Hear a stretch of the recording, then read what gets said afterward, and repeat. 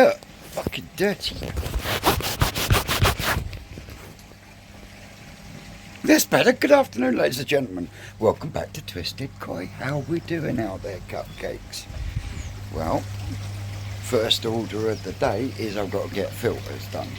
Once I've done the filters, then I'm going to start looking at disconnecting that one so I can start getting this and this hooked up. What's left in the IBC tank will do absolutely fine with just the air pump going at the moment. I've also been doing a real good thing for the guys down at New Forest, because I'm turning old sock net handles into fully functional nets. Unlike the ones the guys have been using down there, they've been tied up, and I mean, this one's even got an elastic band in it, so yeah. I got Sean to sort me out some brand new netting and some proper net twine rope, whatever you want to call it. And yeah, I mean, yeah, nothing getting out of that one, I'm telling you. Double stitched round the inside, looped over the edge. Job done. Stay on my hat now. Don't be bastard.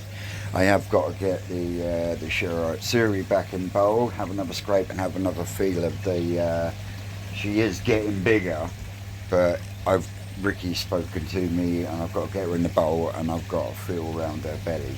If her belly is soft, then she's carrying egg. If it's hard, we're then looking at a tumour. Fuck. But we'll find out in a bit. Yesterday morning, I'll tell you what, it's a good job I put brand new fucking underlay down out here, because yesterday morning I come down and the fucking snow saggy was on the floor. Yeah, my ass went fucking like that. She's alright. Didn't lose any scales or anything. As you can see, got a load of new underlay down. Here comes the fucking rain again.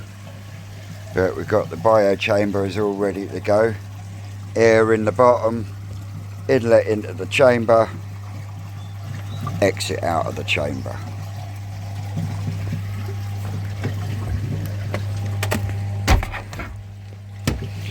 So, inlet in, goes down to the bottom, and what I've got is I've got a coupler.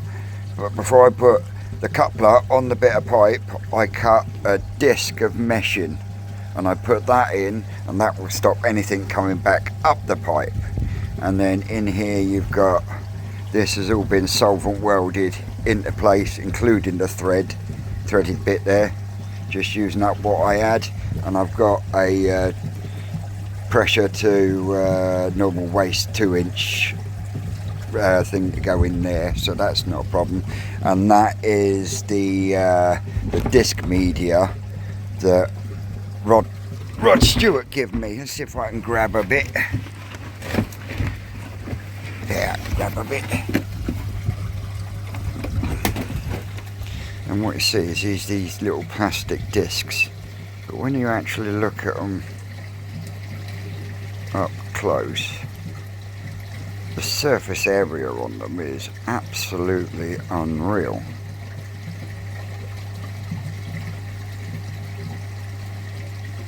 But Rod did say that they work absolutely brilliantly, but only if they're on their own. There you go, there's a better view.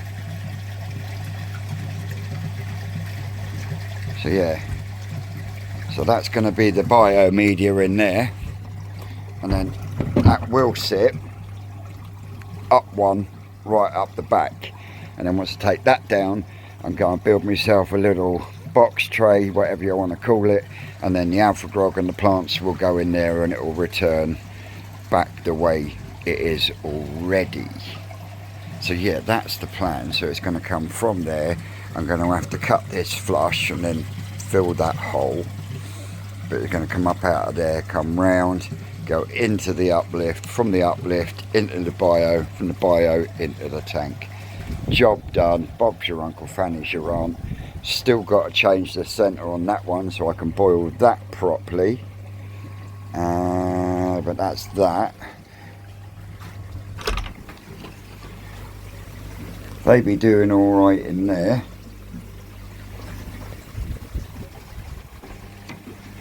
That's doing all right up there. And yeah. And then when we come in here, I'm just about to start these filters, but when we come in here, I've got another spotlight. So what I'm going to do is I'm actually going to place this one. Well, this one is actually slightly bigger. So what I'll do is I'll put that one there, and then because that's a dark corner, I will put that one there, in between those two cups, sitting in the middle here. So you've got there and there, and then when I go to Home Bargains next, I'll pick up another one, and then I will put another one there that sits in the middle of that one, along with this light that comes on when these do. I think that's gonna be plenty of light for them. I mean, we did have some extras. You can see it's filter day. But yeah, we've got all sorts in there again now. Deutz Metallic Soragoi. So yeah. What I won't do is I won't bore you with filter cleaning. So, but I do think that the old ozone generator is making a bit of a difference. I have got to lift up my airlift a little bit more because I think I'm losing a bit too much, going straight to waste. So I've got to have another tinker with that. I'm going to be down the forest tomorrow, so there will be water coming from. So there will be a live tomorrow, because of rain or shine, Oak Tree Mud Pond's got to be emptied, so we'll see how it goes. Now that they finally got a quad. Oh look, my fucking new nets. My posh nets are getting wet, look.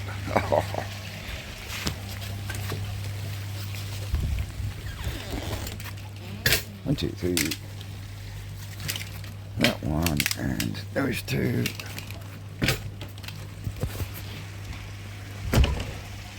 Yeah, me leaves have changed colour now, all but a few. So that'll be dying back soon. But yeah, like I say, I'm not gonna bore you with filter cleaning.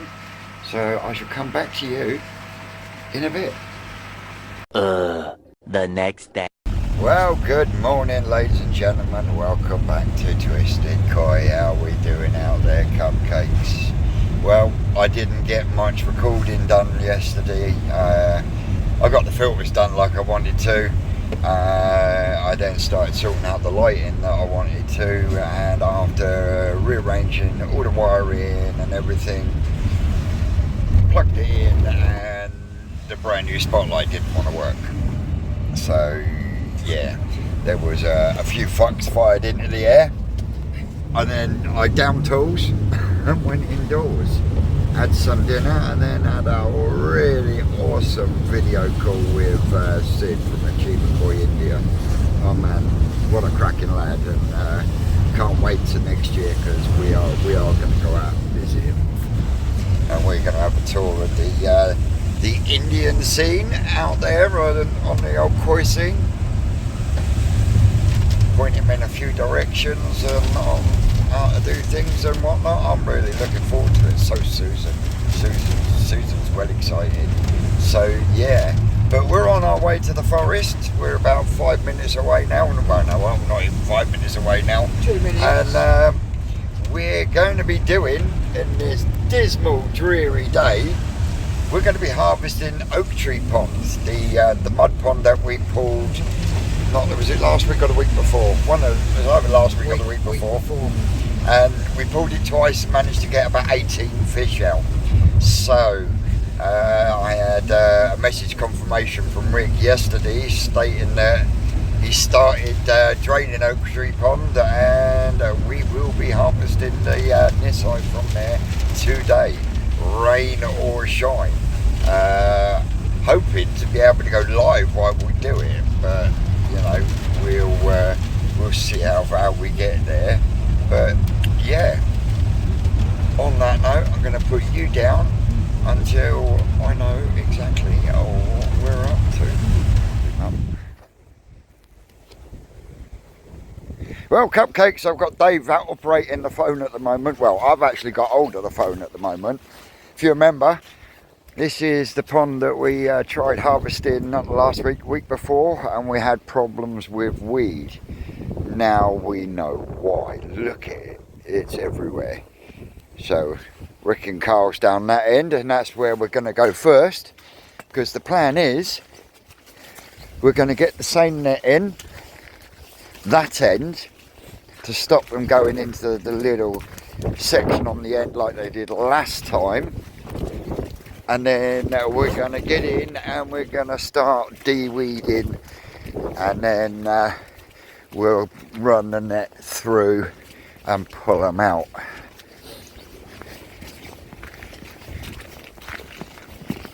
There you go, the boys are just getting in.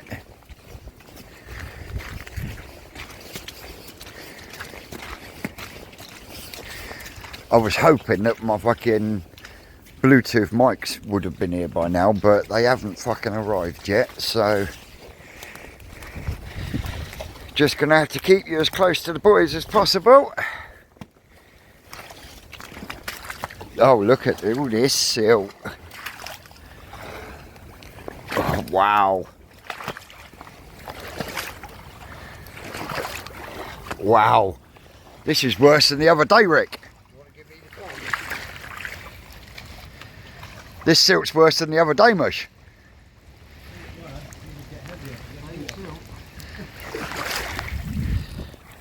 And so it just gets heavier with the less water. Yeah, it's worse, mate. Well, like the lake, you can do the lake.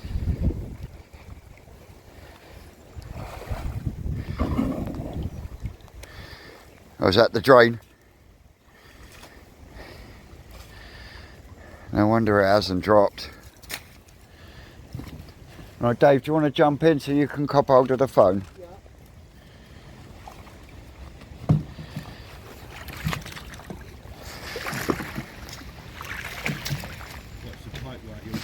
Yeah.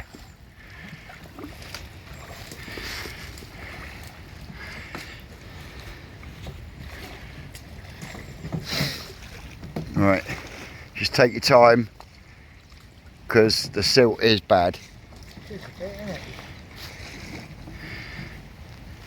That's it, big lift. Here comes our Tim. How we doing, Tim? Are you going to be all right? Yeah. As long as I'll take it. Steady. Right. Morning, Tim. Yeah. See if we can get this one empty, unlike last fortnight ago. Well, you picked a nice day for it. Yeah. Surprised all this week that we didn't catch hardly any. There goes the net across, guys. Right there. I see there's a group there you've missed already. Yep. Yeah, over here, behind the net.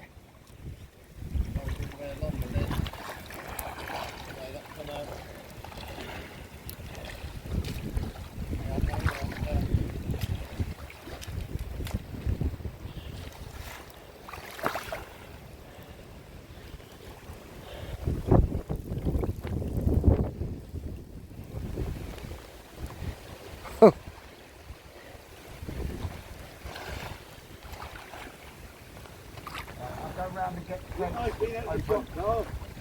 Yeah? Is it nice being out and about. I know, it's great, isn't it? Everybody invite me out for things like this. Watch this pipe here. Yeah. You come on this edge, and you'll find it easier. You alright? Yeah, I just got my foot stuck in the mud. Yeah. If you work round the edge, you'll find it easier. You are going to get.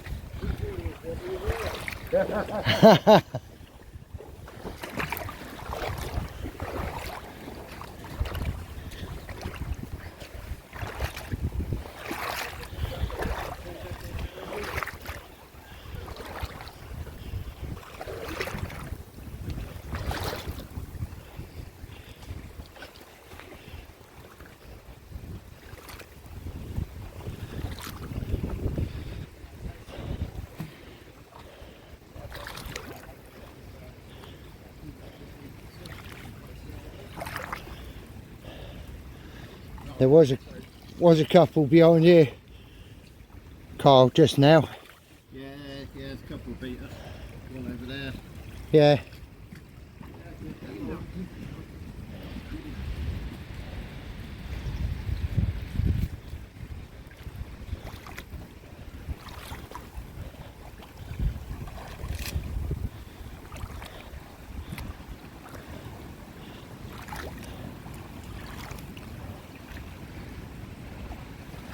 Yeah, guys, this is going to be fun.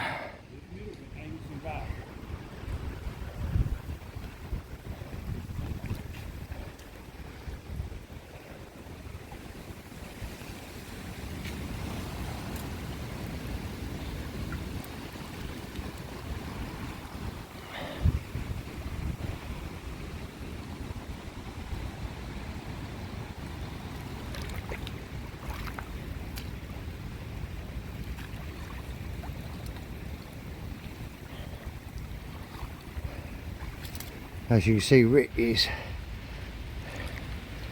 out there, Rick and Carl out there de-weeding.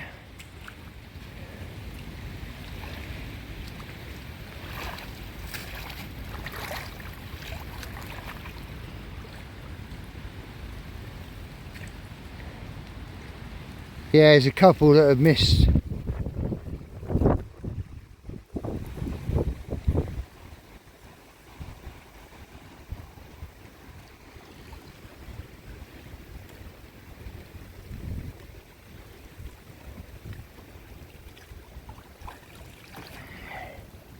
See how Vince down at the other end there.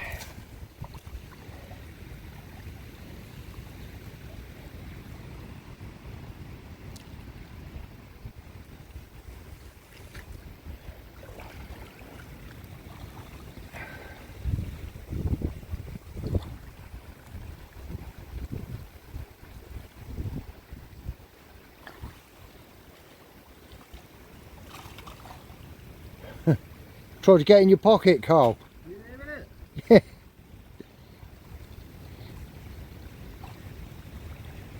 See Lottie down the far end there.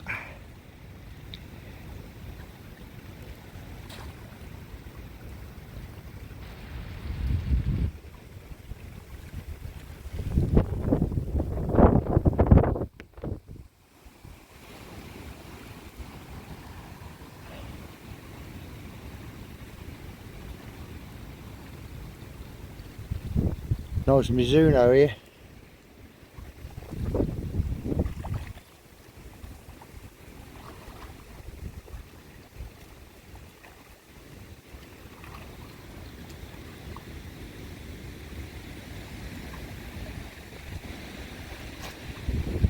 So what we've got to do, guys, is de-weed this before we can even think about pulling the net through.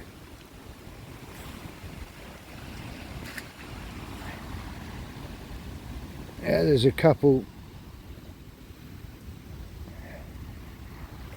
we missed up there, but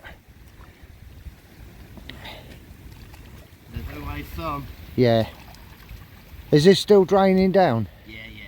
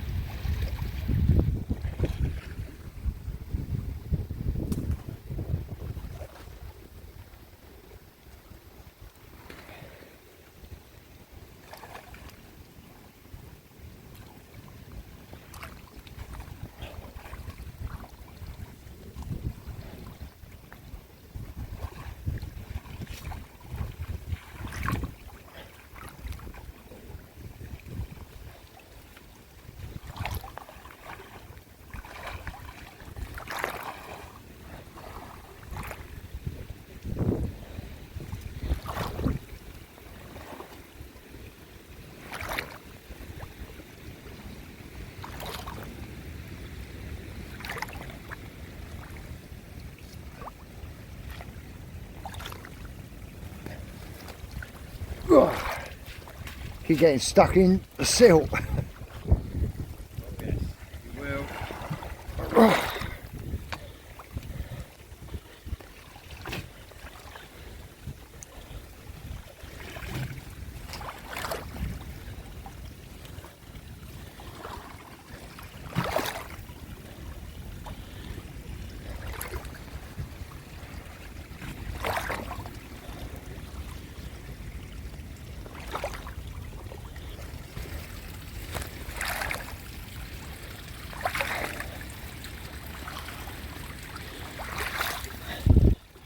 Tries pulling your boots off, doesn't it?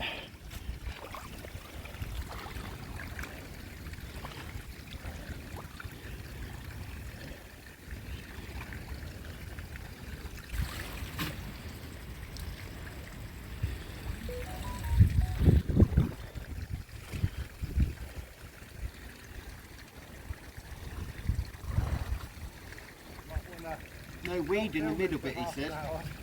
Yeah?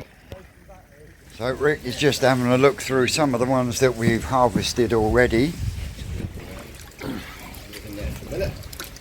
So what we've got in here, we've got Deutsch Kajaku,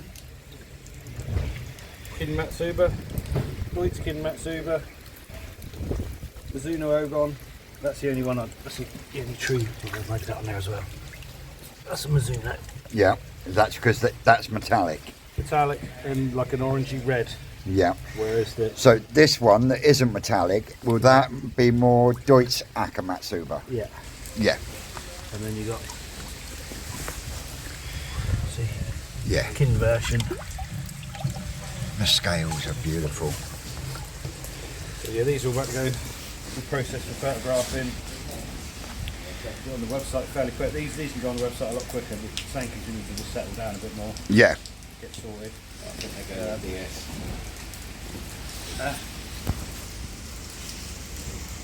it can do. It's a lot bigger than that, man. Yeah, yeah, just move.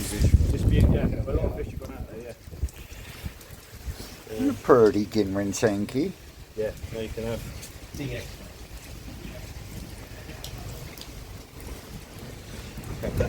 So with these ones you've got in here already, are you happy with them?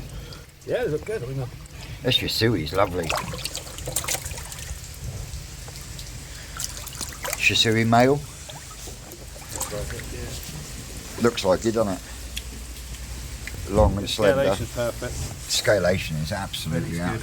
Just wants a lighter, cleaner head, but other than that. So yeah, these are all that go in. Go in, be photographed, and go up on the website.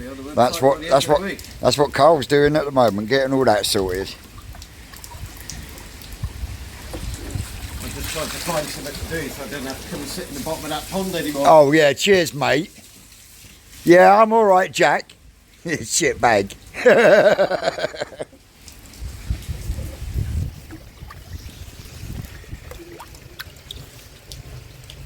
Cheers.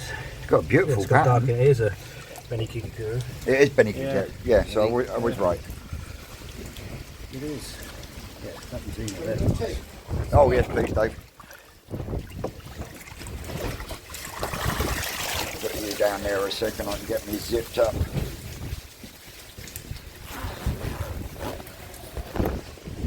Cheers, bruv. Two different colours of these. These make nice big fish. Yeah. All the clean ones. So that one would be Deutsch Akamatsuba, Yeah, Deutsch Key Matsuba. and that's purely because they're non-metallic. Non-metallic. But the zipper on that Shisui, that is outrageous.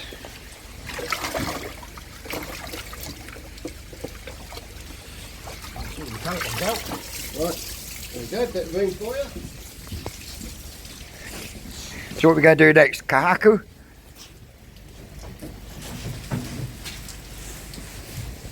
There seems to be more Sankey than there is. It's mostly Sankey in this pond, yeah. Yeah, so these are Kahaku from Matsue, original Matsue line. Yeah. So,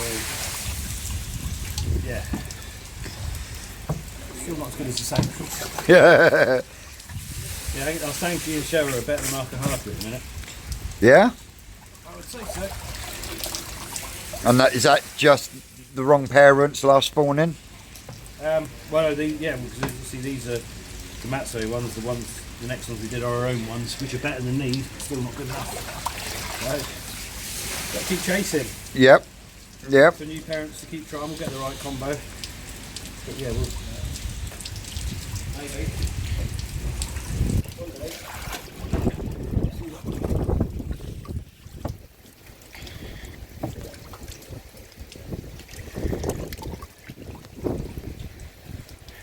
Benny's looking awesome on him though. One should assume he's not looking too bad either. On the Sankey's, yeah. Across the board. So no shower at all in this pond? No shower in this pond, mate.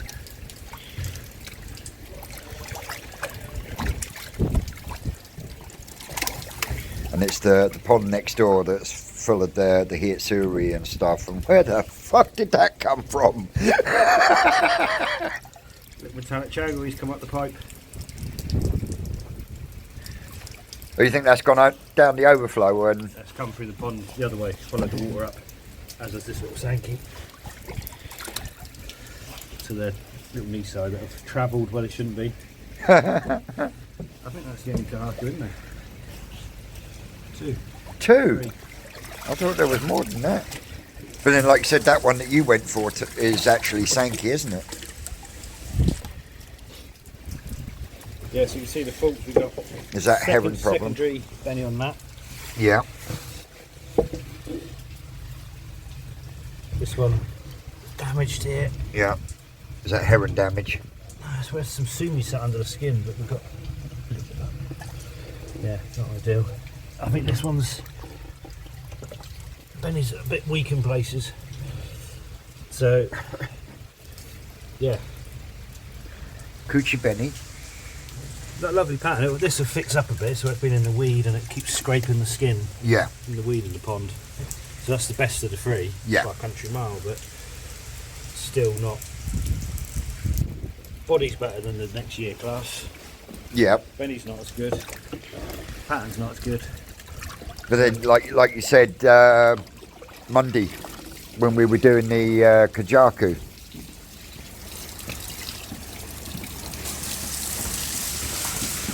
where you did one spawning, didn't you, with the calicos, and they came out absolutely bang on in pattern wise, but lacked in body and luster. But then the second pond we did, they were bang on with luster and colour and everything else, but the bodies were all over the place. Body's run great and the pattern's run great. So between the two, there'll be an answer in there somewhere. Yeah.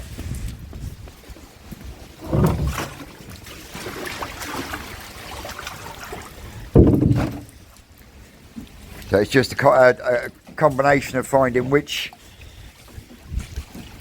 Yeah, I mean, with Jackie we've used probably 8 different parent sets in the last 4 years. Yeah. Combinations. And none of them are quite right. Yeah. The very best ones we did, we lost the female. And also we've been using her offspring, we've been using the Mark Gardner and the Sacco line, we've been using, yeah, different Because you've been fish. using the Mark Gardner Tatigawa one as well, haven't you? No, the Mark Gardner and the Sacco one. The Sacco one's one of ours. Ah, right. But yeah, so yeah, we'll get there. It's time. Oh, yeah.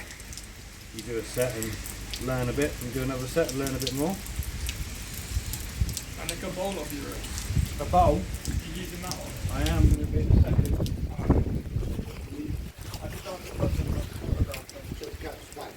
All right. Otherwise we'd only forget them, won't we? Yeah, I need one. I need a big one. Look at that. Tancho Goshki. Usually use that one. We have one the other week. 5 minutes and you can have one of these. Just, you photograph one and remember it and put it back. Yeah. If you can. Do the shishiri and the whatever it was.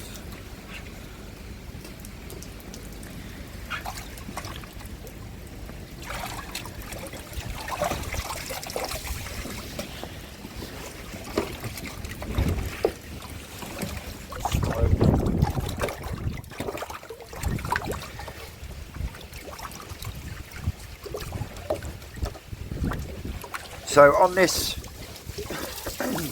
second one, will that Benny thicken up over that grey? No. That will have the sort of reticulation on top of the Benny. It's like an old school one where you haven't got, it's not floating. But it's actually, yeah. Yeah, that's quite unusual, isn't it? Well, they all used to look like. Really? The original ones. Yeah. And then you've got this beautiful tancho, look.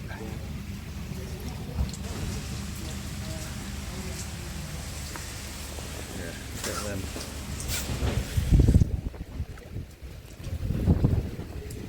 They're pretty.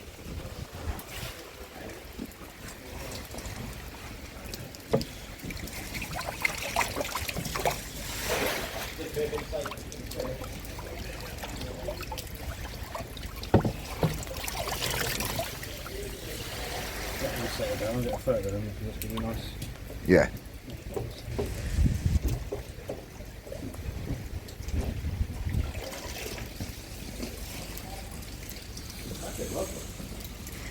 How's the pie? It's lovely, mate.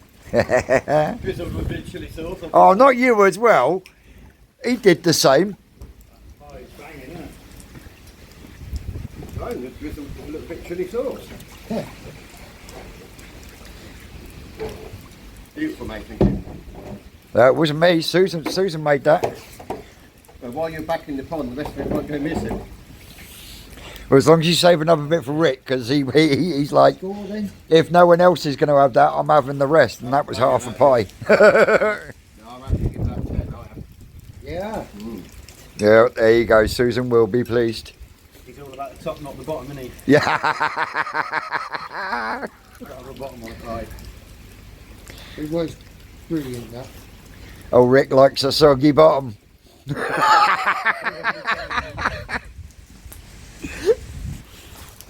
Funny you should say that. That's exactly what I'm getting right now. You got leaky waders on? No, it's the water running down the back Yeah. of the You coat. get your coat. That's why I When said. it gets you after about 2 hours. Yeah. It catches up. That's why I said, fuck it. I'm just going to chuck this over the top, 'cause at least then it runs downwards. Yeah, I felt a bit go down the front as well. Then. Oh yeah. Yeah, you could almost mistake that for a Yes, it Kahaku, was. couldn't you? If it weren't for those two spots.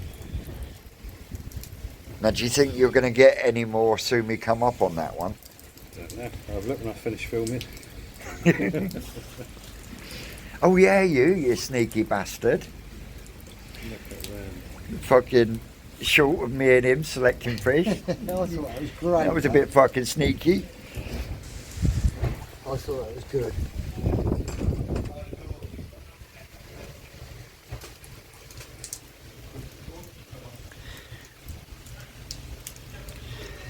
So, have you got a mixture of different parent sets in here?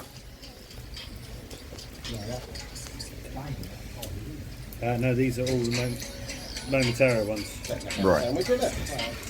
I was just wondering because there are a couple of different shades of Benny in there. Yeah, it'd be mostly male and female. Right, and that's just all it is.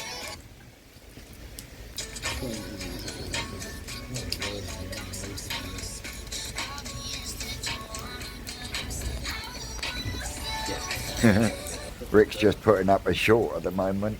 Yeah, rubbish it. We're getting him there slowly.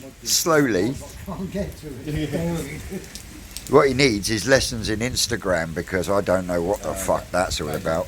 Just don't make the mistake of going on fucking TikTok, ladies and gentlemen, because they can get into anything once you've fucking signed up with them. So I'm told. Right, so I'll split these into. Split these into good and bad. Maybe male or female. So yeah, you've got different sorts of Benny. Yep. Some of it's male and female. Some of it's just you get different sorts of Benny. From Yeah. The same spawning, and Sumi, and styles, but these are all from the same Momotaro parent set. Yeah. We'll be doing the donkey shears. So yeah, this is the last year we've just done these, I think, and then we've chopped and changed a bit. Yep. And you know, that's so we've gone backwards, not forwards. But is the Benny on the females paler then, like the colour? Generally much more Softer? Softer orange. Yeah. When they're younger, because it's only still young fish. So that's a little female. See what you mean now, yeah? So that's Beautiful, Susie. I'll put the females, Give them the big bowl. and then the males. So don't have much. Yeah. Much redder. Mm-hmm. That's the male. That's the male. You also find fish with less belly on them. Quite often have a redder. So fish like that. With less pattern, The belly. quite enough have a Yeah. redder. A redder red. We had a red earlier, but that is another male as well.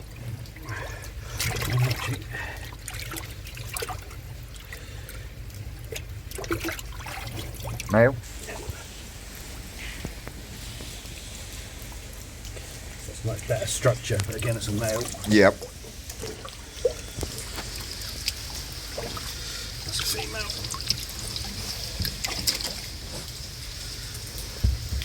So at the moment you've got a higher ratio of males than you have females. Tends to happen unfortunately, because when you're selecting, you're partially selecting on the colour, Yeah. because we're selling them, and the males sell better, especially in the smaller. 'Cause Yeah. the colour thickens up quicker. It's not always the case.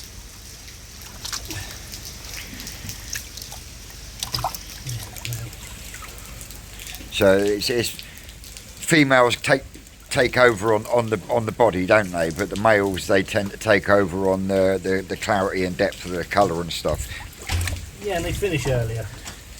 When you're looking at the vent, Rick, what are you actually looking for there then? Yeah, different. So that's a male. It's type of sticking vent in. there.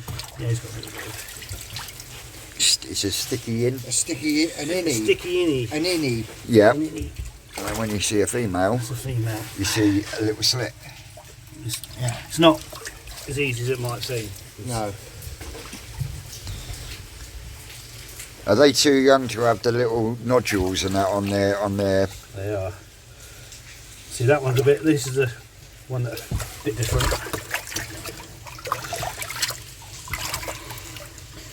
Yeah. So that's a female, but she's got red. Is that damaged? Just a bit of bang. Right, sorry about that. Water interfered with the screen. Right, where were we, Ricardo? Pot's getting very heavy. Female? You can see the difference in just Yeah. partial shape, partial colour.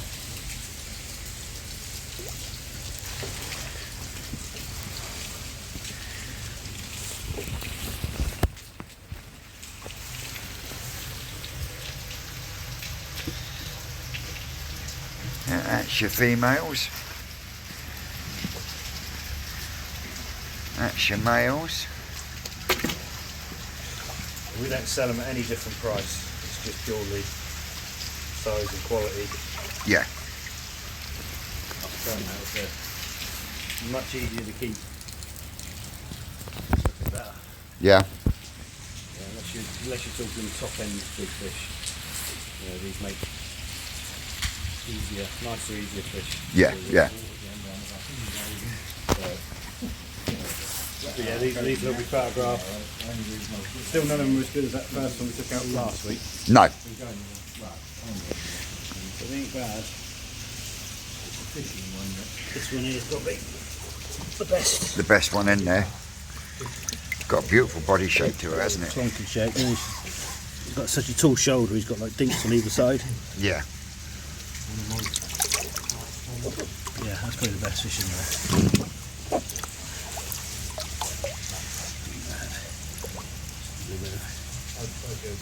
Some weed damage where they go through. Yeah. It's Takes just the edge of the, takes the edge of the colour, but that will come back though, won't it? Yeah, these are all fixed up pretty quick. Now they're out. Yeah.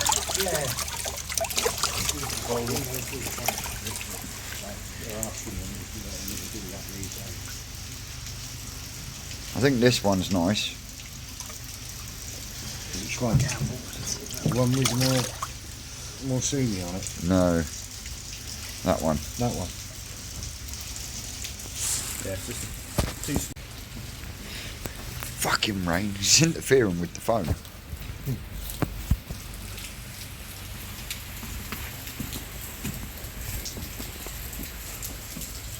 See, I like the heaviness of the sumi on that one. That's from a different set again. Remember last time there was one that was different? Yeah. And that's different. Probably why I like that one then. Yeah, I like the heavy sumi on That it. is from the same parents as that. It's just a non-Ginru version. Yeah, that. So, will that black thicken up on its head where that white I is? don't know what's going on there. The sumi's dropped off and left a hole in the benny. So the black might come up and fill that in. And it might not. Not ideal, but so yeah, you've got those two from the same spawning. Whereas everything else is, obviously that little ones are a year younger. Yep. Be in there. Shouldn't be in there, it's come down the pipe. But these would have been almost straight to hardiness, and obviously they're from the Sankeys. But yeah, I think that one will be quite nice once that sumi comes up on it. Got a little bit coming through on the back But that's end, what I mean, you've got on his shoulder there, shoulder. this side here. and down that side. Yeah. Typical male, that one. Well, that one. Yeah. Great big pecs. Yeah. And probably matured enough to actually get milk from. Yeah, there you go. Yeah. There we go. So 100% male. But you can see it from the peck shape, head shape, colour quality, all of them are just indicators. Yeah. And then, And he's got milk. and he's got milk, so yeah. Nailed on. Defo a little boy. Yeah, all day long.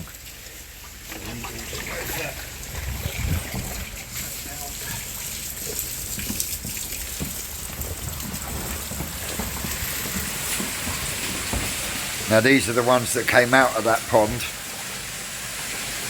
a couple of weeks ago. Not last week, week before, wasn't it? Yeah. So this will end up.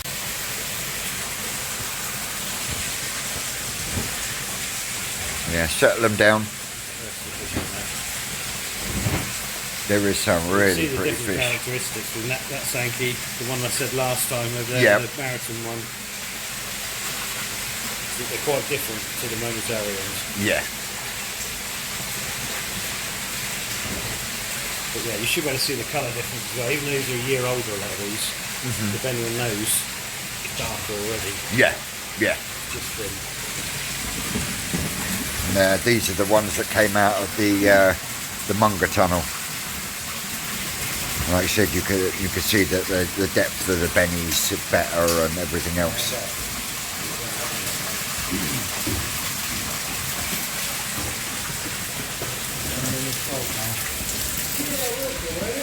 Is that the females, is it? females.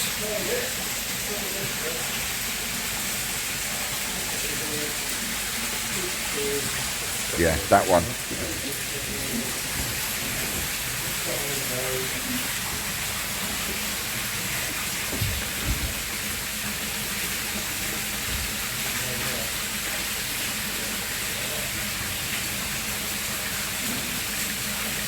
Absolutely beautiful. Yeah, that littler one with the heavy sumi. Yeah, I quite like that. Yeah, so it's completely different bloodline, won't go, nothing like, there's a momentary like jumbo line parents, those ones ain't. Yeah. So Well, this one's quite nice and all. One right on the edge. that big Beto you showed you the other day, Yeah. some insane parents.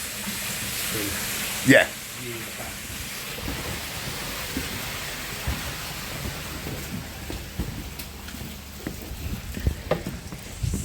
Oh, we'll shot of the males. Facebook. Oh, is that one for the Bowl of Doom since it's not been come out? It's too little, mate. He doesn't know where he's going.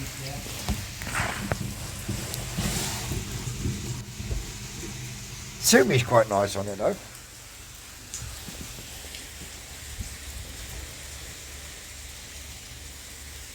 So you're saying that this one's the best one? One next to it. The one next to it? But yeah, they're pretty good.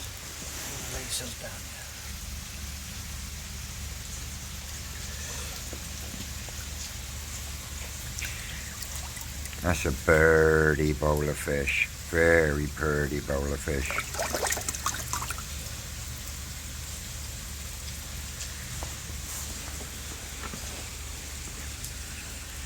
Well, finally seems to be slowing down with the old rain. So hopefully we shouldn't have any camera problems going back down to the mud pond.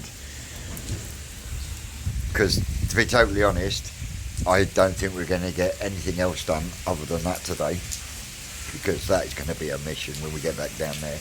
All the dogs are even hiding. Look, even the dogs are like, nope, I'm not coming out. See what I mean? How much nicer that bowl is without the males. Yeah. If you just got, you know, a pond. So is that weed damage on the head? No, that could be a bit of a killing.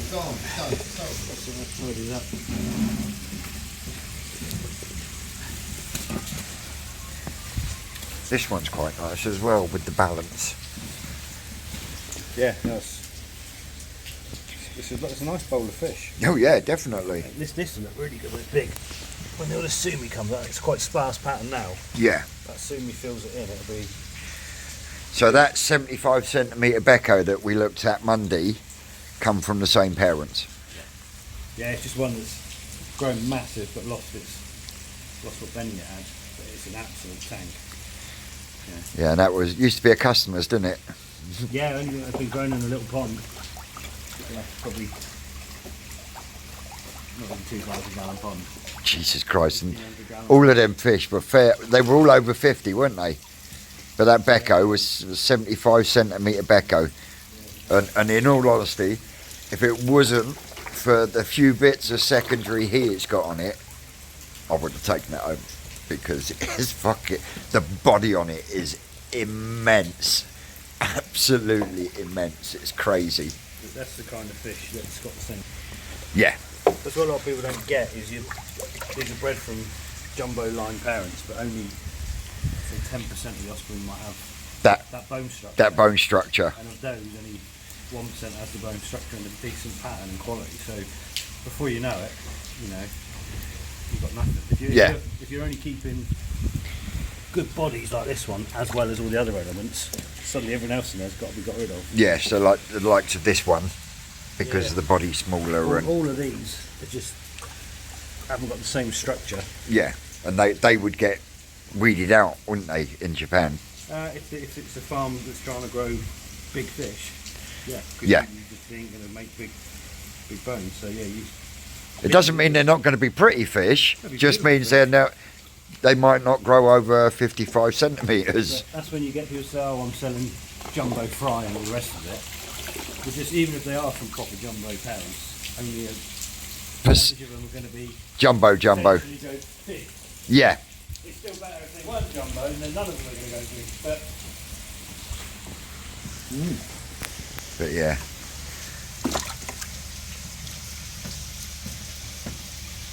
Yeah, because this one's quite dainty with the yeah, well, that's the like placement. showfish. I mean, that sort of thing that's almost ready. The sumi's out, the benny sort of finished. 6 or 8 weeks of conditioning, and that'll be ready to go off to a show. at its best. Yeah. You know. And when you say conditioning, for those that are out there, what do you mean by conditioning? Right food, right water temperature, getting all the elements right.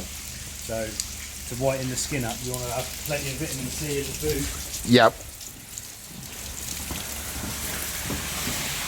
To get the sumi finished and popping, you want to make sure you've got plenty of silicon available in the pond with the clays. Is that silica or silicon? No, silica. So it comes in to a lot of the good clays will have it. So that's what will improve the sumi. Lots of vitamin C infused, improve the shirogi.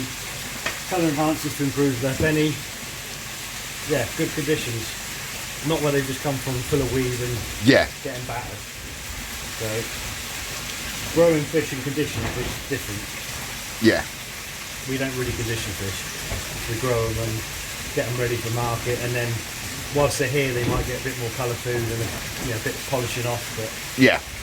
it's, But even without all that, they're coming out of the mud pond, look popping anyway. So yeah, well, they look so much better. By the time a lot of these won't be sold till next spring because Yeah. we'll sell some more this autumn, but actually it doesn't really kick off again until next spring. By Yeah. which time these will be in much better condition. They'll have gone through their process of settling into new tanks. yeah, A bit more colour food, and the skin, all that pinkness you see in the skin will have gone. It should be banging. But you can only make some better, some won't get better. yeah. So you find that it's more Gosanki that wobble once they come out of the mud pond for a couple of weeks. 100%. It's like a different, they're almost a different species to the point of how you've got to treat them. Yeah, what they'll tolerate. And they vary. Different parent sets produce fish with different strengths and weaknesses. But generally, Kahaki, Sankey shower, Shiros as well to a point. They've got to be treated really well. They just don't like cold. They don't like overstocking. They don't like, any of that. Yeah, So, you can pretty much guarantee if the pond all starts looking a bit unwell and has an issue with stripes or something, if there is one metallic fish in there, absolutely fine. Wouldn't even bat an eyelid. so you find the metallics and the goys, as in Chagoy, the Chiba and all that sort of thing, tend to be a little bit more tougher. Not a little bit, a lot of it. If Is it they were really that much? massive difference. Yeah, they're cute, like just chalk and cheese. So, yeah, especially with little fish, if we could not do any Gosanki at all amongst the mixes, we would. Because they just, you can guarantee every box of fish that goes out, if there was 25 fish in a box and there's 5 Gosanki and 20 Shisui, Chagoi, Ogons, and someone has a problem, it's the 5 Gosanki. That's the problem, whether it's just settling in, reactions to transport, change of water conditions, they're the fish that are just... Yeah, But the warmer you keep them, the less problems you have, the more knowledge you've got. They're still quite strong, but for your sort of novice koi keepers that are just going to buy a box of fish and stick them in their pond, yeah. Well, that was for me. That was really prevalent when we did the Showa and the Hitsuri. The Hitsuri Monday. That was just crazy on the old hit rating, wasn't it? It wasn't even 10% keepers. Yeah, I mean, that's a different grading and whatever, the different scenario. I'm talking about just physical strength. So Yeah. even in our C grades, we'll have plain orange Benigoi, which we sell up, they go off cheap in the C grades or whatever. They're still as weak because they're coming from the Kahakus. Right. The Kahakus, they might be a single colour koi, but they still got that genetic weakness, whereas the plain orange fish from an Ogon spawning, much stronger. Right. So it's not just pattern. So it all depends where it's come from. It's the parents, yeah. It's all to do with genetic. It's not to do with what colour that fish has got. It's just the parents. So whether it's plain white, plain orange, or red and white, if it's from our Kahaku parents, it will genetically be weaker than fish from our Kajaku or Shishui or whatever. Yeah. And that is the world over. The Japanese don't keep their fish. They don't take them out of the ponds in the autumn and stick them in cold tanks. No. They stick them in heated ponds and look after them and gradually strengthen them up. Yeah. And that's how it sort of is. And we're the same with these. We'll keep these somewhat separate and treat them slightly differently to what we do with other fish. Yeah. Just how it is. The better quality the koi, generally the more more inbred it's been over the last few generations to create that. Yeah, and Has a knock-on effect. yeah, that inherently then makes them weaker, doesn't it? It does. Same as if you've got ghost koi or a mirror carp in the pond. They could jump out, you throw them back, they could, they just live through pretty much anything.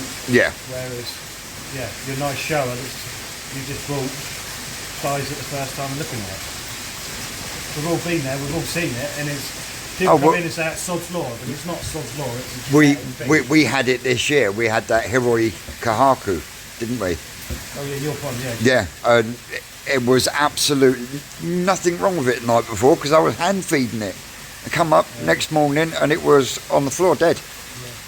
Scraped fish in the pond, nothing in the pond. That's slightly different in the fact that it's not a weakness from being moved or whatever, being stressed. Yeah. That fish was happy, then that fish was dead, and that's one of those things that could have happened to sort of anything. But generally It's always the best or the favourite or the one you want to watch develop. So when customers buy them, Rick, do they have to then recondition them to their setups, individual setups? They do take a bit longer, but generally, the more stresses we put them through, the hardier they get. Yeah. So, which is why we don't sell them as little ones, or try not to, as much as we can. Yeah. And we'll take them through each time we move them and stress them and mix them.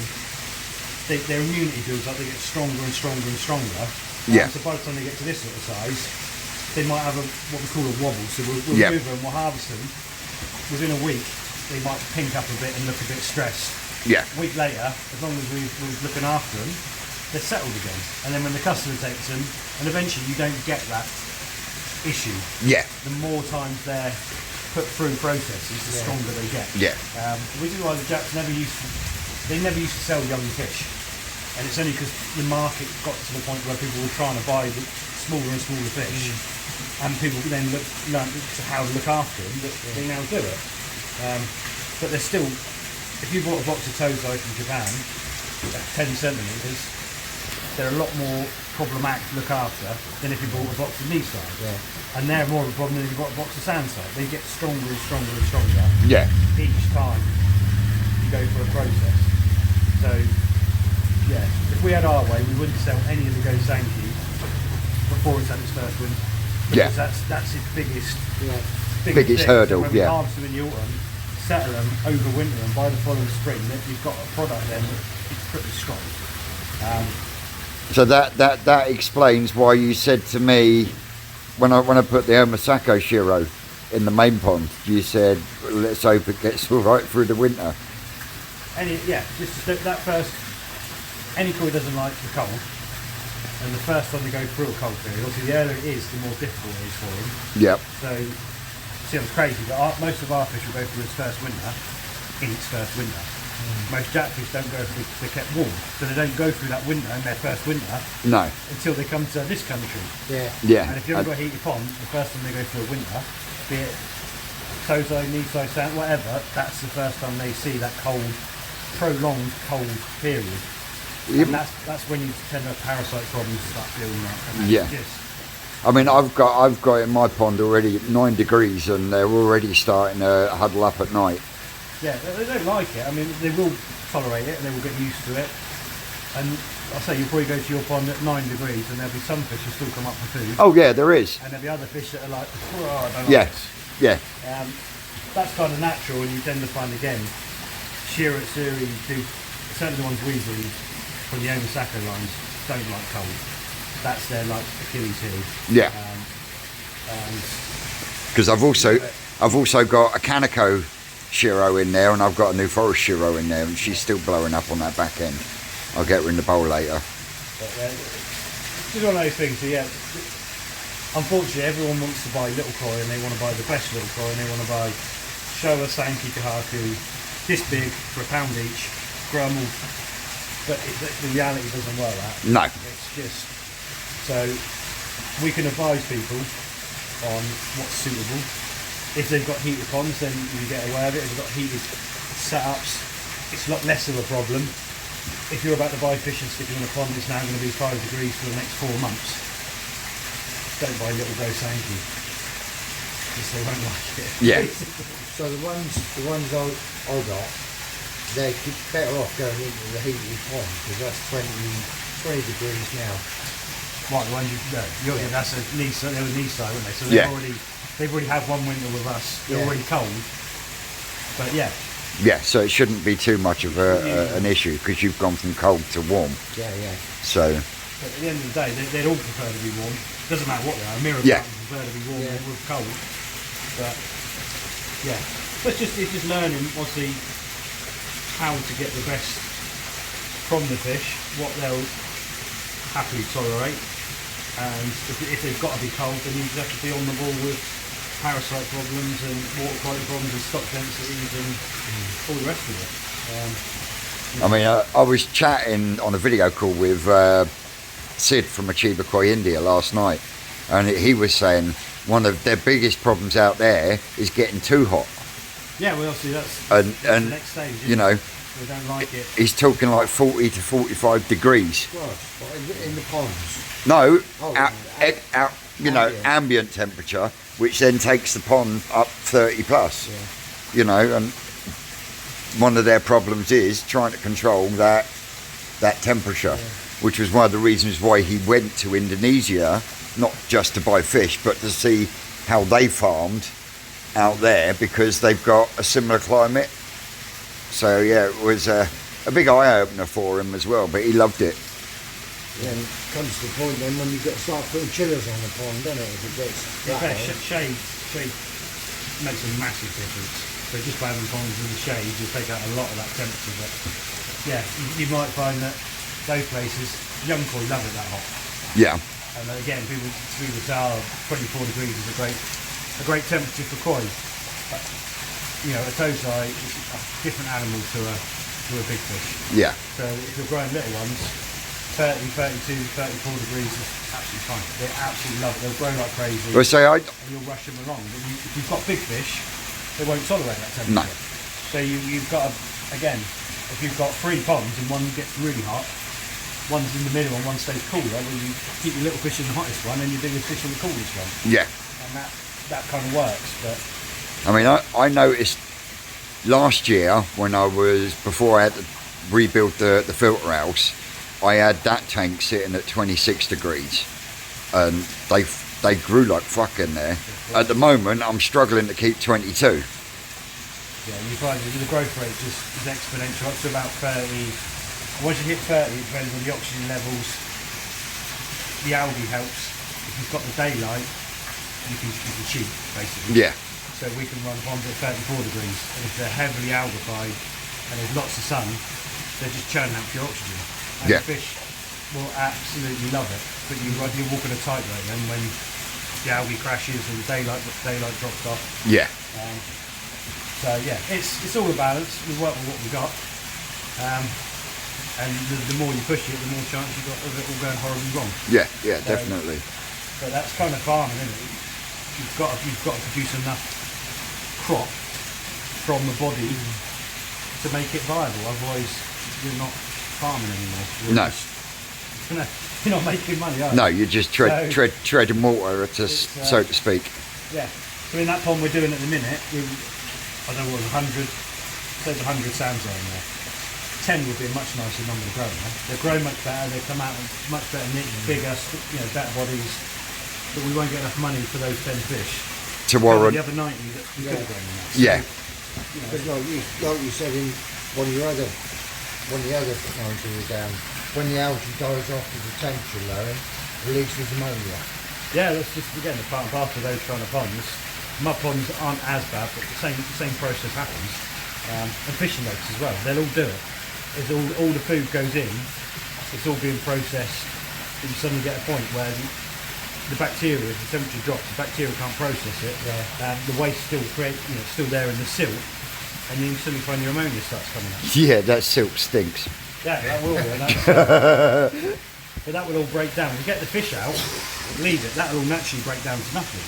But there's a period when it's dangerous, and that period is the next 6 weeks or whatever. It's already started. They Yeah. should be out.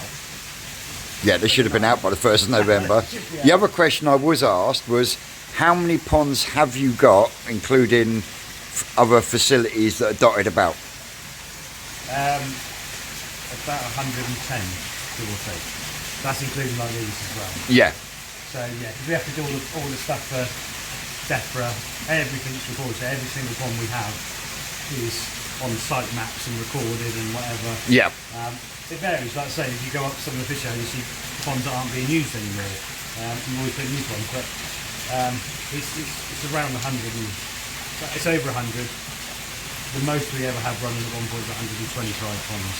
Fucking hell. It varies. But there comes a point where you have too many ponds, you can't look after them. Yeah. And you're not getting the best out of them. So it's kind of a bit of a waste. So again, it's a balance. Yeah. So Because different ponds, fish will react different in different environments, won't they? yeah, and obviously just things like clearing weed, clearing vegetation, stopping doing the predator net. And if you're not on top of it, and then if you go into ponds where you run the filters, clean the filters, being on, you might say, oh, if you've got a growing system, we should be cleaning that filter once a fortnight or doing whatever. But if you're busy and you've got too many ponds, you do it once a month. Yeah. Or once every 6 months or whatever. And you're not getting the best from a body of water. So yeah, you tend to find if you're concentrating on 2 ponds and really doing everything on the money, you'll get a better result from 2 ponds. Yeah. If you're trying to do 10 ponds, you spread yourself a bit thin. Do 100 ponds, you're running around chasing yourself. Yeah. But it's, again...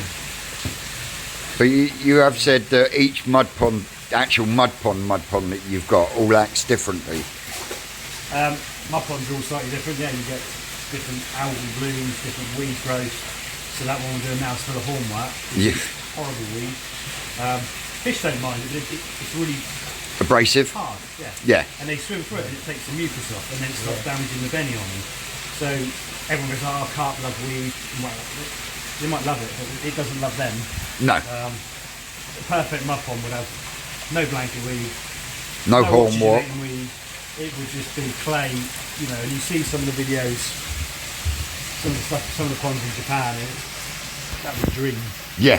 And ours are like when we first do them, because we use them continually, and the farm will feed them. We're putting nutrients in them all the time, and we've already got a lot of nutrients, so you get this problems we have. Yeah. If you've got a nice pond up in the mountains that's being fed with snow melt, the nutrient level is much lower. So you've got a different type of water. But the pH is a lot lower. It's probably slightly lower, but you have a slightly different environment, and obviously those ponds, they run a lot less fishing than we do. But their results, obviously they've got to then ask more money for those fish. The fish are better quality, but Yeah, it has that knock-on effect, doesn't it? Different effect. Go on, you know you want to say it. Right, it's all relative. Right, let's get suited and booted. Let's get suited and booted. Phone ready because we will go live doing the final bit of this harvesting of this mud pond. Hopefully the final bit. Yeah, hopefully. Fingers crossed. Well, last job for the day. We're going to put the new nets. Put the new nets to test.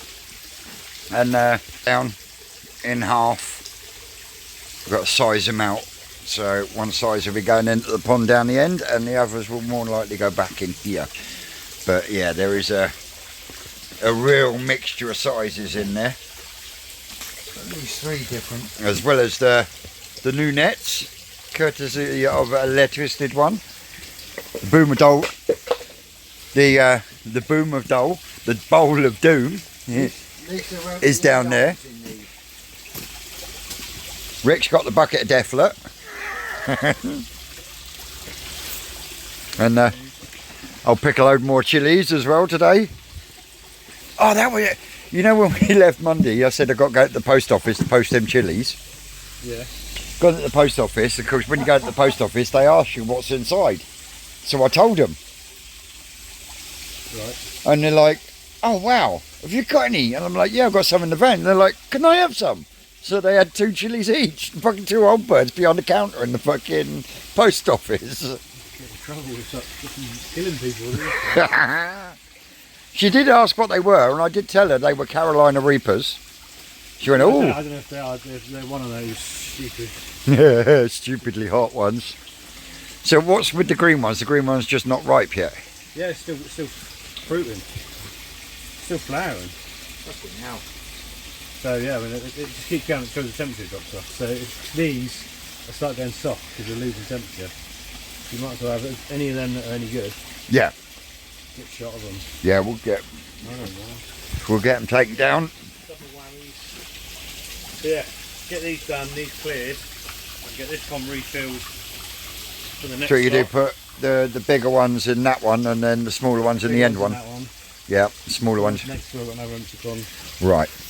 So then they're ready to go out size-wise for mail order. And Yeah, so this one's going to be emptied completely then. This one will be emptied completely. Right, so we'll be putting the new nets to the test. Straight in the bin, straight in the cage. We can work from the cage, split them down. Yep. There's way too many nets. I might cherry pick out some to go straight to the shop now, for the bigger ones. Yeah. Might as well.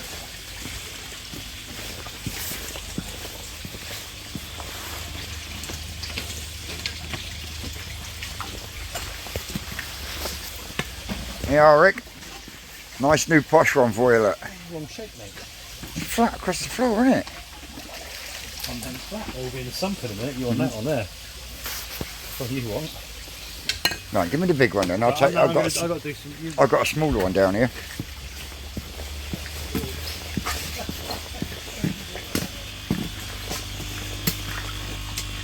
Hey, you speak for yourself, Sunbeam.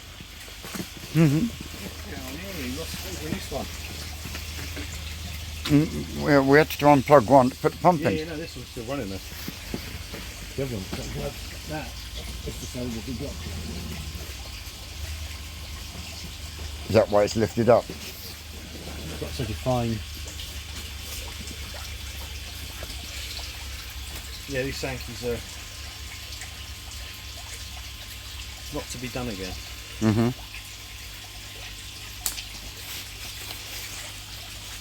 So he wasn't happy with this hit rating then on these. Yeah, it's very, very few Americans.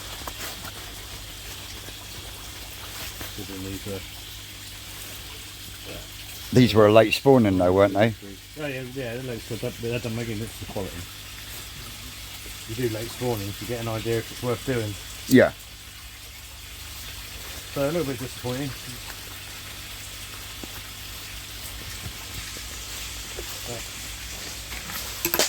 Live and learn, don't we? We've learned. Yeah. We won't do those again. That parent set again. I'll use them now. Well, we have to use them now again because we cost me some rich. Yeah. So you think the male's good, I think it's, you think it's the female it's that's just a combination, just for whatever reason. It's Yeah. Not work. And they're happy. They're nice shaped little fish. They're grown little, you know. But I don't reckon if I saw 5 fish out of the. How many go through? 10 pounds in that pond total? fucking hell. Yeah, there was loads. 5,000 from 10,000. You know, 5. I don't reckon I saw 5 that I would have wanted to keep from the Out of the whole. out of the whole lot. Not good enough. That's crazy. Then what is it you're not happy about? Is it the Pattern, but yeah, just the pattern? Literally. Just the pattern. So from what I can see here, so are you saying that a lot of them will end up as Beccos? No, they'll have Benny on them, but not just a spot on the head, or they just haven't got. A full sort of like Kahaku type pattern. Yeah, it's not enough. Yeah. I mean, these are like 1 in 10 of the better ones or whatever, and they're still. Yeah, still not brilliant. Like I said, so we changed from the momentary parents because you think we can do better. Yeah. But actually, this is about the 3rd different parent set of Sankeys we've used that are all worse.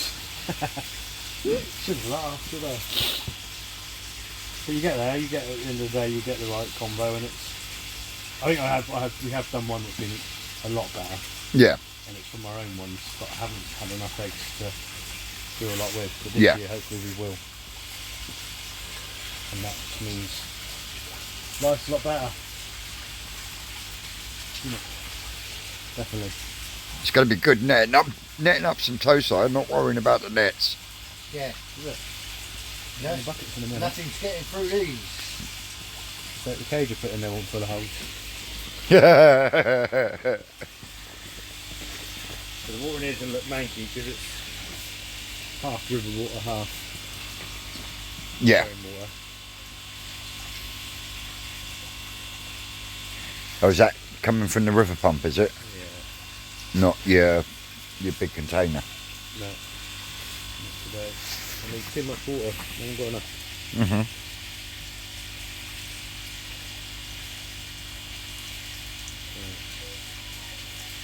This will be full in no time.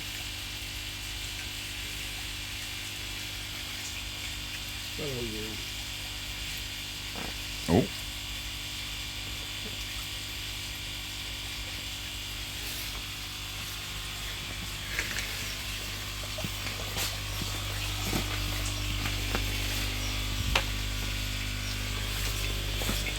And just for you, Sid, remember I was telling you on the video call last night about the brine shrimp hatcheries? Well, that's the 2 brine shrimp hatcheries. And uses one of them at a time, doesn't it? One of them per thing, and that's 550 grams of Artemia cyst, so baby brine shrimp. How much is that a bag? 60-70 quid a bag now? 60-70 quid just for one bag. I don't know what that's in rupees. I don't know. When I was in India, it's about 100 rupees per pound, I think. So yeah, No idea. 70 odd quid just to do one. And you think, one, $80. how long does one last though? A day? That's just 1 day. Just one day's feeding. So yeah, almost 70 quid for one feeding for one fry pond.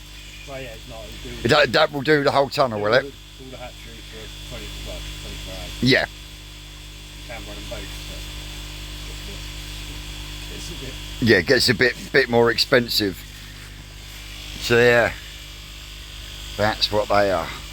So that answers your question for you, Sid. So yeah, They only run for about 60 days, supposed to be doing. So you do the maths, 60 times 50. yeah,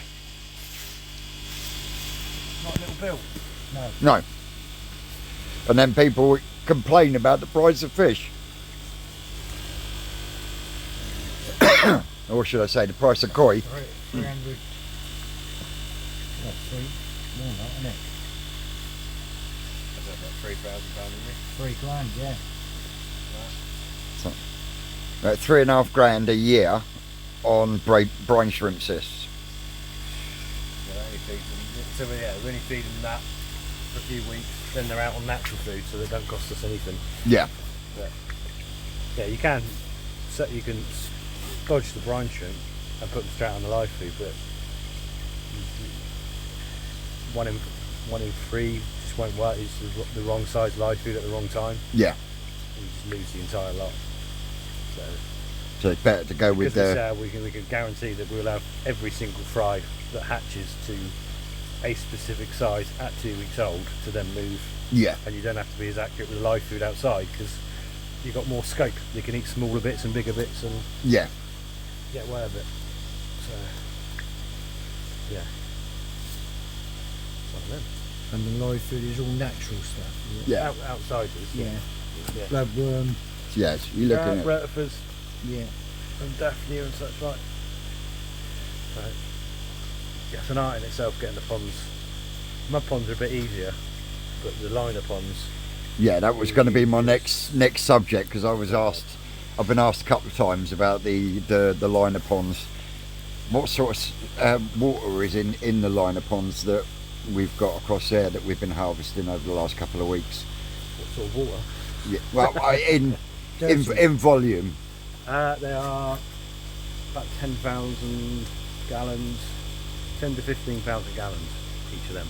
But it's all surface area, so they've got massive surface area for the volume of water. Yeah, Which is, so they're designed to catch the heat. So the sun literally comes this way across the site, They're designed to catch maximum sun, minimum wind, and again they run a few degrees warmer than any other ponds just because of how they're sited. Yeah. Um, And the depth.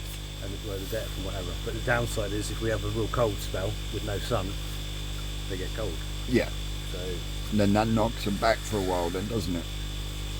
yeah, Fry hates it. Yeah, if it's too cold too early. They just they won't tolerate it. And at the So end could of that ruin a whole batch then if the temperature plummets? it- yeah. If it's not 15 degrees absolute minimum, below 15 they just die basically. Above 15 they'll survive but not thrive. Above 25 they'll fly. Yeah. So you've got windows, but so you always want to do them early because the seasons are short and there's always demand for them for ourselves and from other people. Yeah. So we do them early, but you always run that risk then of not being able to, like we got caught 2 years ago when I was in Thailand, so we did the early spawnings. We were full in here, but we just couldn't move anything out. Because it was too cold. So by the time I come back from Thailand, it was still rammed in air because it was too cold outside. So yeah, just about got away with that. Was just one spawning that took up all 12 ponds in the hatchery and stopped us doing anything else in between times. So you seeded the pond. You've got all your rotifers and your daphne are growing. How many in just the one pond? How many fry would you put in to start with? It depends on the variety and when we're going to cull them and what we're going to do. So as an average, probably I don't know, between 10,000-15,000 fry per pond. If they're something we can let to go longer and bigger, we can put less in. Yep. But if there's something we've got to grade really hard, if you only put a couple of thousand in so they fly, but you're only going to get 2 fish out of that. Yeah. So you've got to balance up what parents they are. Yeah. So yeah, as an average, 10 to 15,000. The less the better. I'd put less in, but obviously, I mean, yeah, it's they've gone through a couple of selections apart from 1 or 2 ponds, and after they've been through a couple of selections, how many do you think we're taking out of the ponds now in relation to how much you put in? there's normally about 1,000 per pond this time of year when we're coming back out. Give or take, between 500 and 1,000. 500's ideal. 1,000's the limit. Top end, yeah. Yeah. And you'll see the size difference on the fish we harvest. Oh yeah, we've Depends noticed on- the difference, So, yeah. especially the odd couple of ponds that you haven't touched in sort of like 3 months. The wide range from really They're small. still fry, yeah. to- They've got to be done, which is ideally, yeah. If you can do them 4 times in a season, you'd have a perfect, toes are all Yeah. 12 to 15 centimetres that are all good quality. I mean, In an ideal world, that's where you'd be. But yeah. it's I mean, the pond we done the other day. I mean, they ranged from about 5 centimetres to 20 plus, didn't they? yeah, they're all like, you do get that bigger split because obviously then the biggest ones predate on the small ones, Yeah. and yeah, you get that monster range. Are we low enough now? You're getting that, for the sump. Yeah, you get a much bigger range of fish if you don't do anything with them. Then obviously the bigger ones eat the smallest ones, and they get bigger, and you end up with Yeah. still probably end up with 1,000 fish. But you end up with a couple hundred. And it's usually the ugly ones that turn into the lumps, isn't it? Yeah, which is why those ponds are designed to be able to harvest and sort and clear, Yeah. and they're much better if you move them rather than netting ponds and putting the good ones back. Because you imagine you net 90% of the pond, you put the 10% good ones back, you've got the 10% you missed, so you've actually still got half the fish in the pond that Yeah. are no good. Yeah. So the best ones are when we actually clear the pond, put the good ones to a new pond, and redo the pond, and that way you just Yeah. much better. But the work involved then means you've got 30 ponds and they can be done 3 to 6, 90. Yeah. It's just, again, if we had 3 more members of staff, Yeah. we'd do it. You're going to want me to pull that plug, aren't you? Yeah.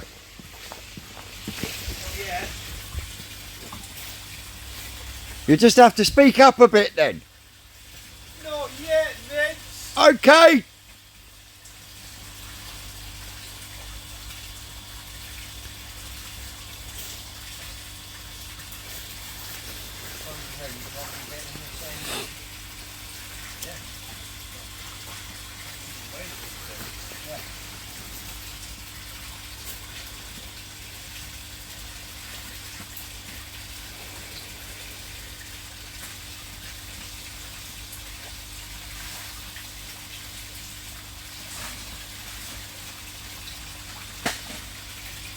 Look at them nets working a treat.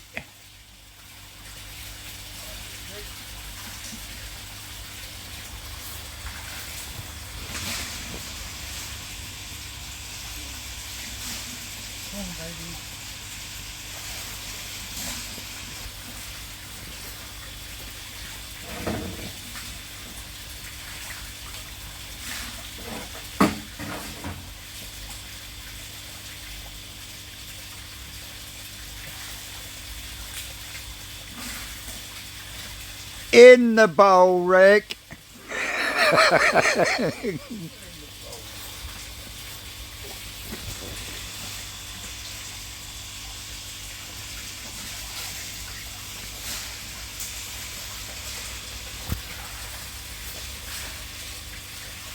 Oh.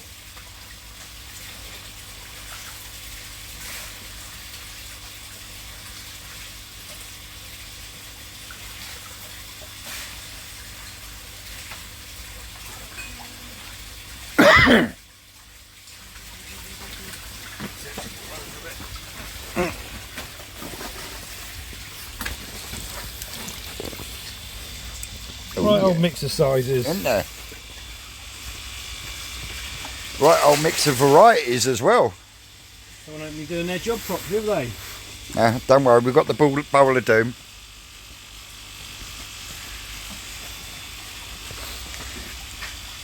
But we've only got, is it 3 more toe-side ponds that need doing?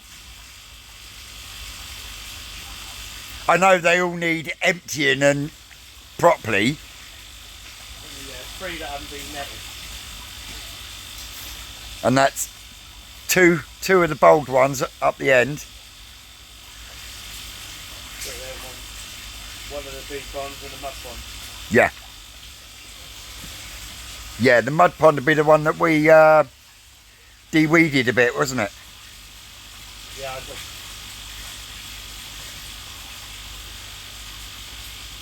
know when we'll do that.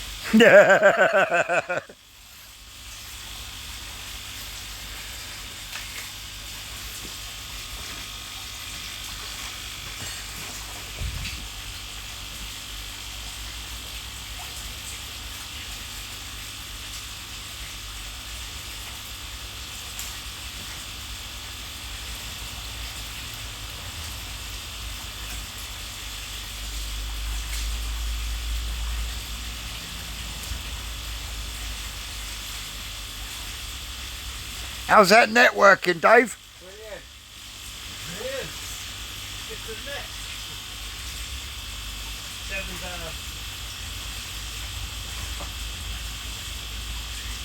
7 So you're stopping the fish from going into the pump?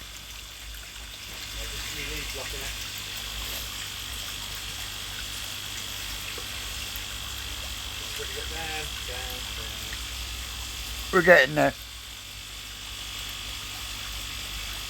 Down, down, deeper room down. Get down, get down.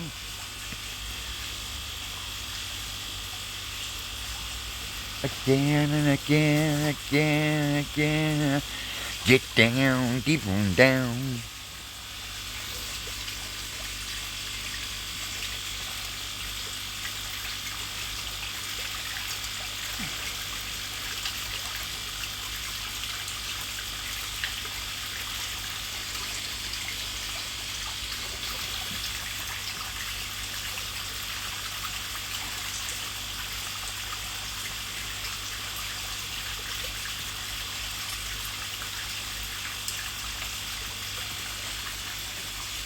You want to squeeze? Are you trying to squeeze as much water out as possible?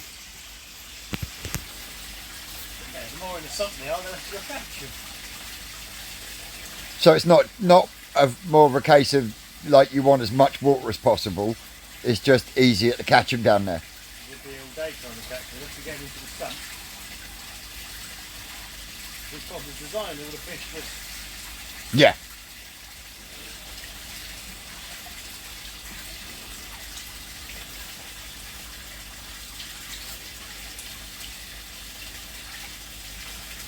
As you can see, the blue trays dotted about from doing random scoops and looking through.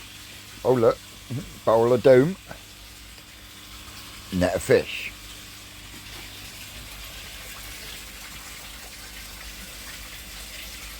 Nowhere left to hide you in it. Nowhere to run to, baby. Nowhere to hide.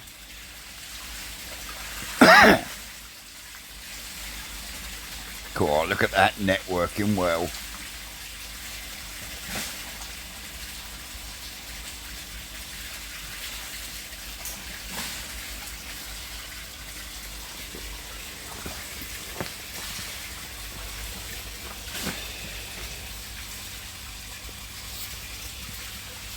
You want the plug pulled?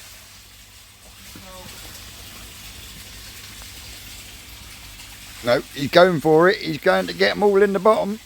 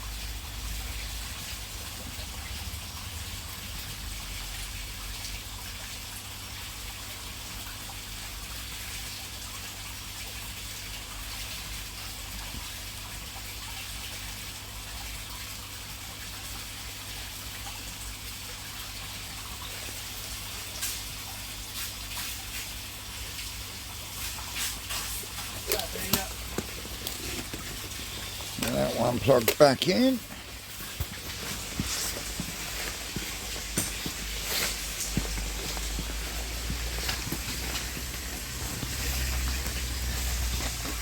Look at these nets. Isn't it? Yeah, Rick, swap it out smaller. This one's doing a cracking job. Now there's nothing left today.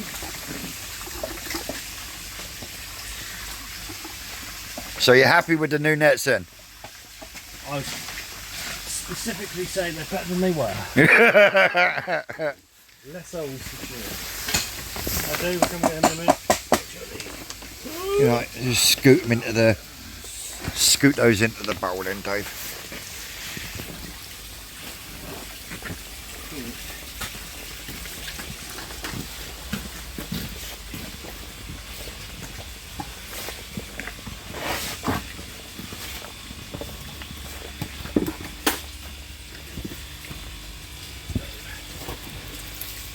You alright with that?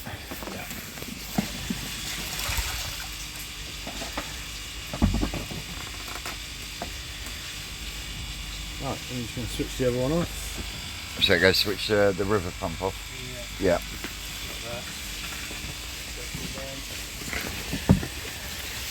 Got buckets. Nope. Get out the bucket.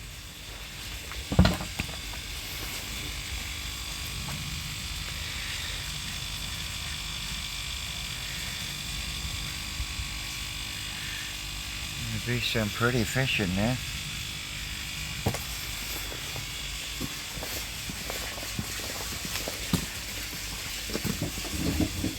Oh, he was going to come back for them, boy.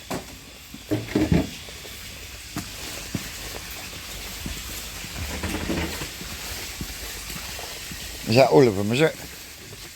Few there. Yeah, I think that's it. No, yeah.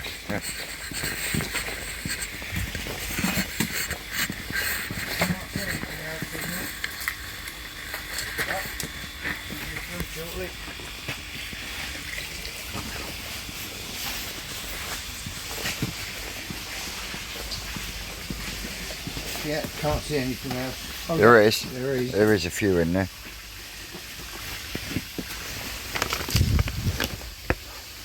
One there. One there. One there.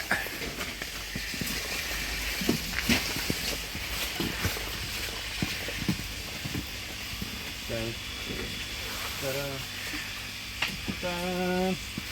Right, we need clear water, so we need to put some water in this. I don't think you can eat it with these. I know, right, yeah. Can't help yourself, but No, I know I can't help myself. there's nothing in here.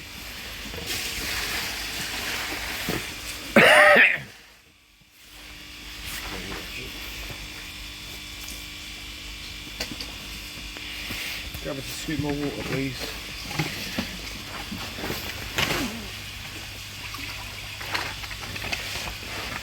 Thank you.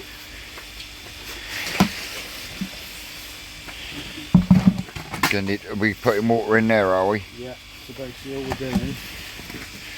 Joe, do you want to grab that a second, mate?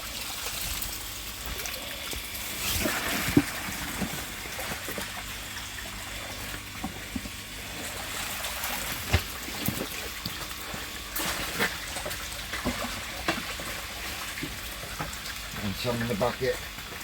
Yeah, I was going to cherry pick a few out for the bucket.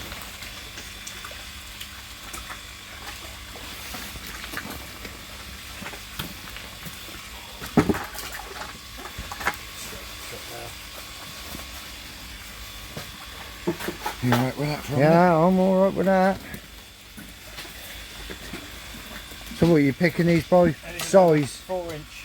For that size. Rough guide. Wash your hands about 4 inch. Yeah. That size and above. That way.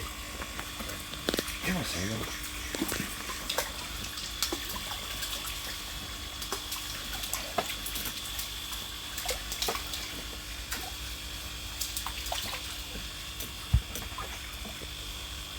And that's the trailer. Just like that.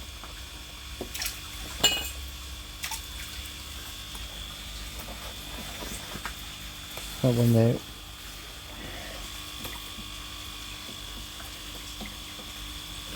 Grab hold of the little fucker. That's it, that one. And that one.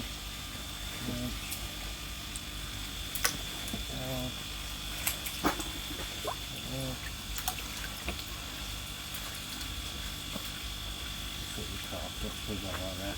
So there we go. Simple, that's it. And we come.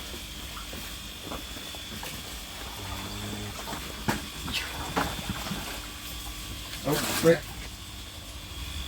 One, kick the bucket over. Come on, get that way.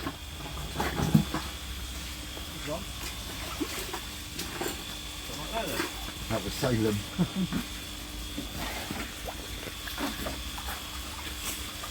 Another scoop.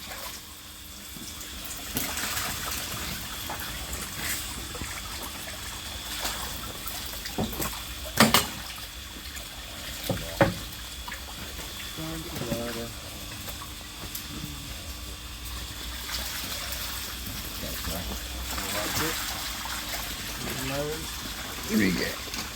Get in the middle here. Now we're cooking. We'll get in the middle and Peace.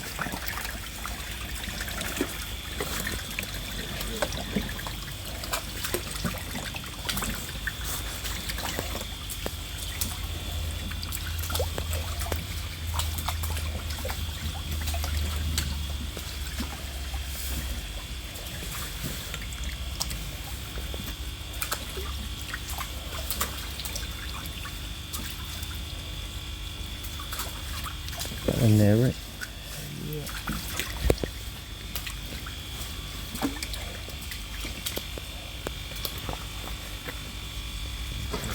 I think you'll get in there with that, won't you?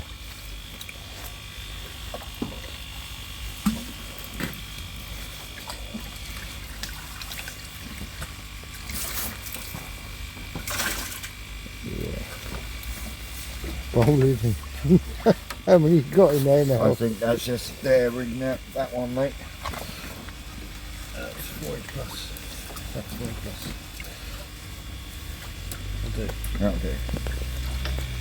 Just means when Carl goes, I need 400 this size and 200 that size. I know where I'm heading.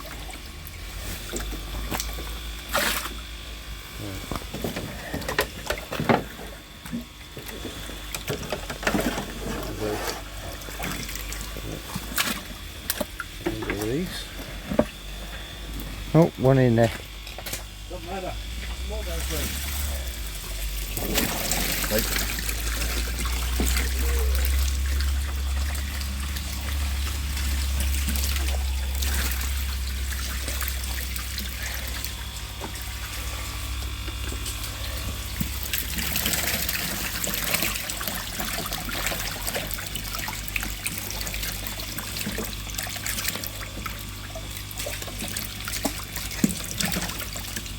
Show people what you're doing. I'm trying to.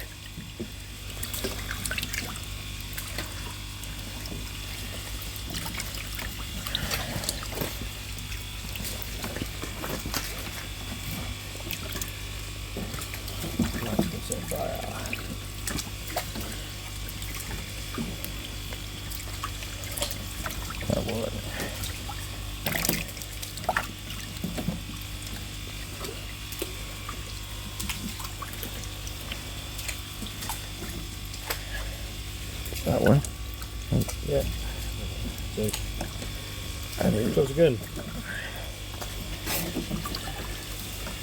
Get the hang of this, look, size grain. Let's see. Yeah.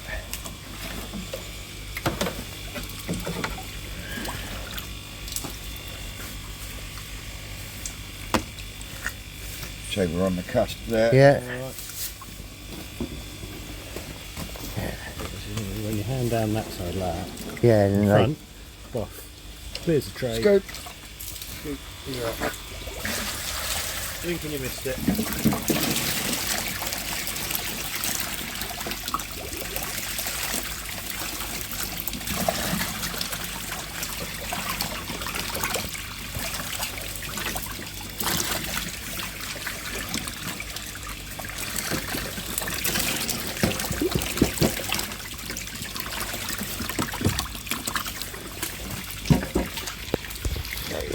yeah. Okay.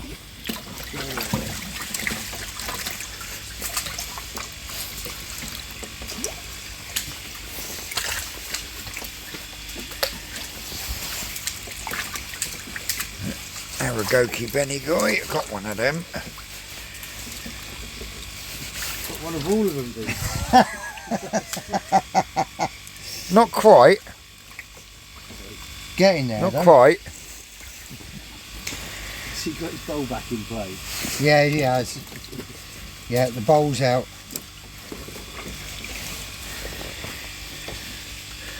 That's about it, isn't it? Yep, I would say that's about it.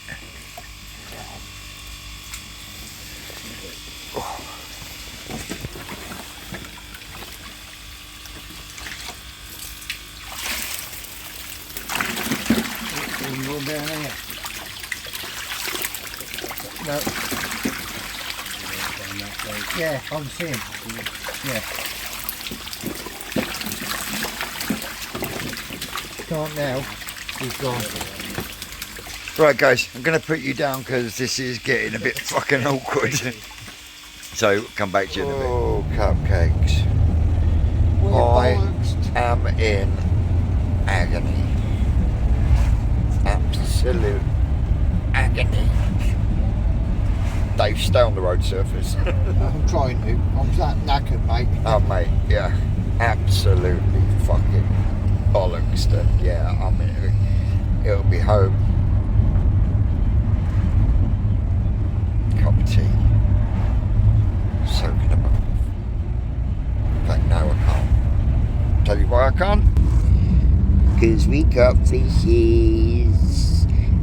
We're called fish. Well, they're not so little actually. There's a couple of big lump of a kajaku in there, and there's a couple of big kajakus in there. So, yeah. But overall, despite the fuck ups with the phone, with the rain, kept fucking stopping the recording, I don't think we've done too bad. I hope everything comes through alright with the fact that we, on the lives, with the fact that we didn't have the Bluetooth mics. They should be at home today, if not today, tomorrow. So if we come down next week, myself and that Ricardo will definitely have Bluetooth mics, so you'll be able to hear everything clearer and better. But I gotta say, guys, you know, when we're out in the mud pond and you've got not just Ricky, but you've got Carl and Sean in the pond as well, you want to be firing them questions in at them, and you know, because perfect opportunity to actually fucking get them to open up. And Sean is becoming more and more what's the word I'm looking for, Amenable. comfortable Yeah. in front of the camera now. So yeah, honestly guys, if there is any question you've got, any question whatsoever, whether you think it's stupid or not, no question is stupid, because if you don't know the answer, it's not a stupid question, is it? So yeah, It's a learning curve. oh yes, every day's a school day. And eat Koi Pond lifestyle. Anyway, cupcakes, I'm going to put you down, let my phone charge up a bit, and we'll have a look at the fish when I put them in the tank. And I'm going to have to go through the grind on tank again in a week's time, or two. Yep. But we've only got, I think Ricky said, two fry ponds, as in ponds, the long ponds with the liners, and there's one mud pond that's still full of what was fry that's got to be done, on top of, I think it was, he said 4 or 5 more mud ponds. So yeah, I'm going to have to put you down, and I'll come back to you when I get home. Well, ladies and gentle cups, how we diddling? These have been floating, so I'm going to get these transferred over, so we'll have a quick peruse over these. A nice little kajaku there. Another red kajaku there. Really unusual, but I really like the vibrancy on this one. And then we've got another Aragoki Deutsche Chiba, and we've got an Aragoki Platinum Ogon, and a dark Kin Matsuba.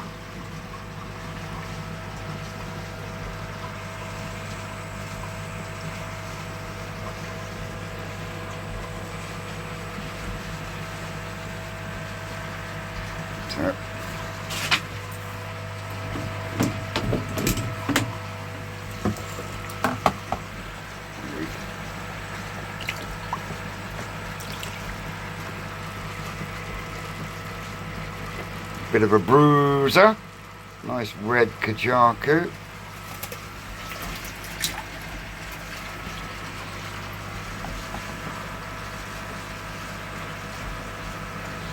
Let's say a couple of Aragokis, the little one split its fin, that will soon knit up. Yeah, we got a few Aragoki now.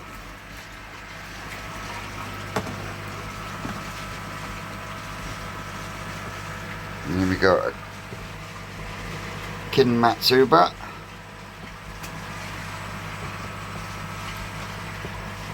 And another Iko Kajaku. That's from a different parent set.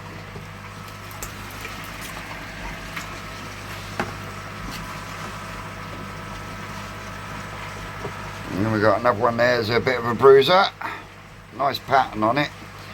But I really like the intensity on the head of this one. It's almost like it's wearing a mask, and it's like it is symmetrical on the old pec fins. So yeah. So that's them ones in there, and as you can see, everything else has settled down lovely.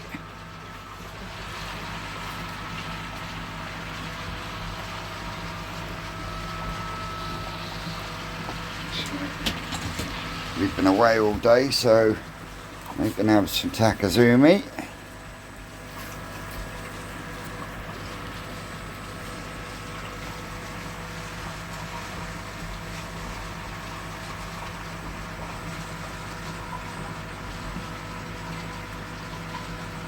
Oh, looks like we got one casualty down there on the bottom drain. Hang on a second.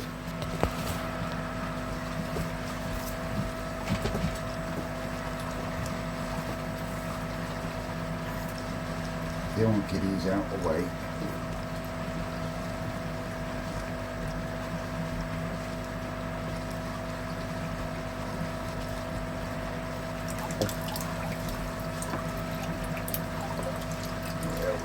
The Kinshawa, sorry, that didn't look too hot. Well, one out of Christ knows how many ain't bad. Really liking the way this one down here is progressing. But yeah, they're all down there on the bottom after the old Takazumi now, so we'll give them a bit more, and then I can think about going all over the woodwork, Vincent. Oh, all over the wall now, Vincent, you dick. So yeah, anyway guys, I'm going to go and get off my feet because my knee is killing me right at this moment in time. And as always guys, I've just been great. You lot out there, you are always great, and we will catch you Friday, because I very much doubt I'm going to be doing much tomorrow at all, if anything, other than on the live. So we'll catch you then. Night guys. That's all, cupcakes.